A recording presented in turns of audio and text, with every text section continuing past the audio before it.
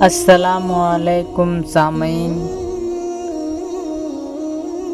बुत की पूजा कब और कहाँ और कैसे शुरू हुआ, इसके बारे में जानने से पहले वीडियो को लाइक और चैनल पर नए हैं तो सब्सक्राइब करें। चलिए शुरू करते हैं। वद नाम का एक नेक मुत्तकी और सालेह इंसान था और अपनी कौम में हर दिल अजीज था, सबके दिलों में बसा हुआ था।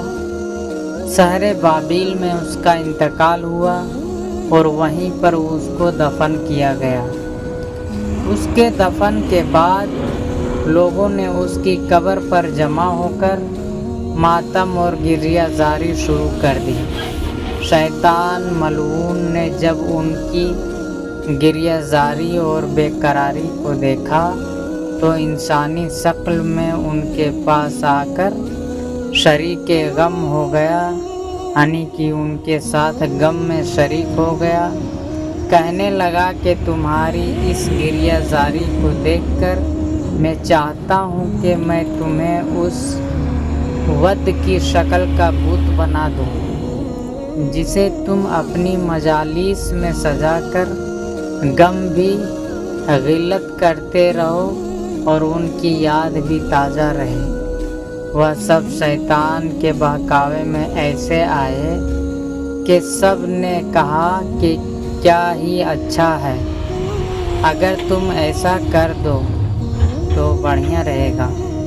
शैतान लईन ने उस सालेह शख्स वद की शक्ल व सूरत को बना डाला। लोगों ने उसे अपनी मजहबी मजलिस में सजा लिया।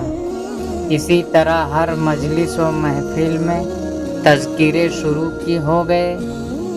शैतान ने जब सारी कौम को उसकी याद में मसरूफ़ देखा तो एक और तीर चलाते हुए कहा कि तुम सब लोगों के लिए उसकी एक एक शक्ल बना देता हूँ और उन्हें अपने अपने घरों में तुम लोग सजा लो और उसकी याद से अपने दिलों को सुकून हासिल करते रहो।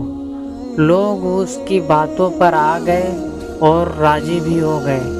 शैतान ने उसकी इतनी शक्लें पैदा कर दी कि हर घर में वद की शक्ल का बुत मौजूद था। आने वाली नस्लों ने जब ये देखा कि उनके आबा व अजदाद इसकी याद में मशगूल रहते हैं, इबादत में मशगूल रहते हैं, इसकी पूजा करते हैं और नस्लों को वसीयत भी यही की जाने लगी कि यादों का सिलसिला टूटने मत पाए, तो उन्होंने यादों से तरक्की करके उन्हें मरकज़ इबादत बना लिया। यानी कि आबा व अजदाद की जो नसीहतें थी, उन्होंने कहा था कि यादों की सिलसिला जो है टूटने ना पाए। यानी कि मैं जिसकी इबादत पूजा मूर्ति जो रखा हूँ ये सब तुम लोग भी करना, इसे छोड़ना मत। तो उन्होंने जो है वो सिलसिला जारी रखा और जारी रखने के साथ साथ जो है इन्होंने जो है एक इबादत बना लिया, उसकी पूजा करने लगा और हर तरह से इन्हें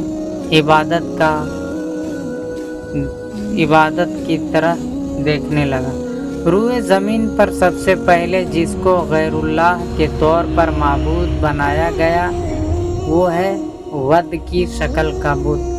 वद एक इंसान था, नेक और सबके दिलों में राज करने वाला शख्स था। इससे पता चलता है कि जिस बुत को भी दुनिया में पूजा गया उसकी इब्तिदा इसी बुत से हुई। रफ्ता रफ्ता उन्हीं शक्लों को बाकायदा एक मुजस्समे में तब्दील कर दिया गया, जिससे उनका एतक़ाद उसके लिए और मजबूत व मुस्तहकम हो गया। इसी तरह दूसरे बुत भी उनके माबूद बन गए।